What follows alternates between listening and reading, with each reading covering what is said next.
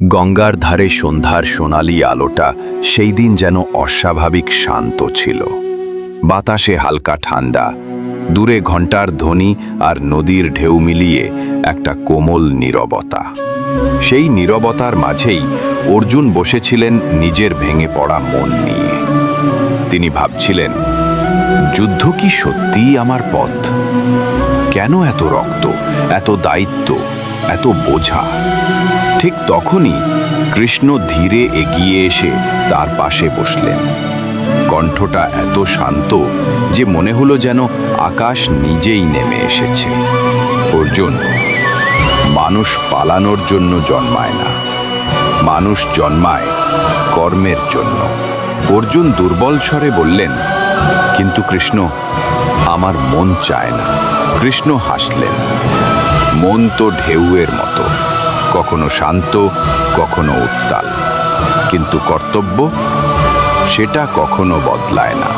এখানেই গল্পটা নরম থেকে হঠাৎ শক্ত হয়ে ওঠে। কৃষ্ণের চোখে আগুন জ্বলে উঠল।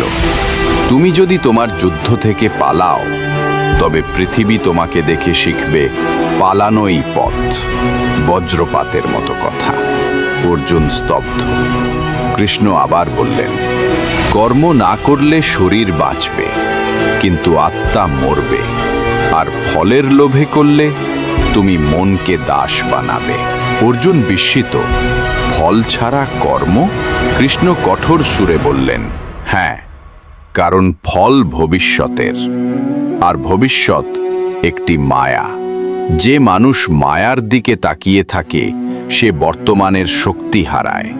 এই কথাতেই যেন নদীর বাতাস গর্জে উঠল। কৃষ্ণ আবার বললেন, অর্জুন, কর্ম না করলে তুমি পাপী, আর ফলের লোভে করলে তুমি বন্দী। মুক্তি কেবল একটাই, নিষ্কাম কর্ম। অর্জুনের বুক কেঁপে উঠল। তাহলে মানুষ বাঁচে কিসে? কৃষ্ণ ধীরে বললেন, নিজের কর্তব্যে, নিজের সত্যে, নিজের সত্যে, নিজের পথে। তারপর তিনি এমন একটি সত্য বললেন যা অর্জুনকে ভিতর থেকে বদলে দিলে।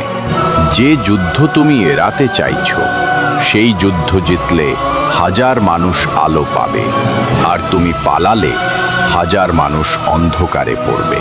মুহূর্তটা জমে গেল।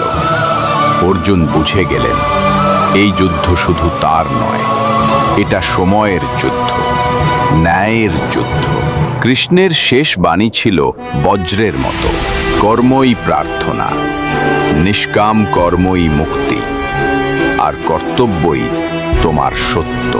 আর সেই মুহূর্তেই অর্জুন তার ধনুক তুললেন, যেন তিনি আর শুধু একজন যোদ্ধা নন, তিনি হয়ে গেলেন জনগণের শক্তি, ঈশ্বরের শিক্ষা, আর এক চলমান শাস্ত্র।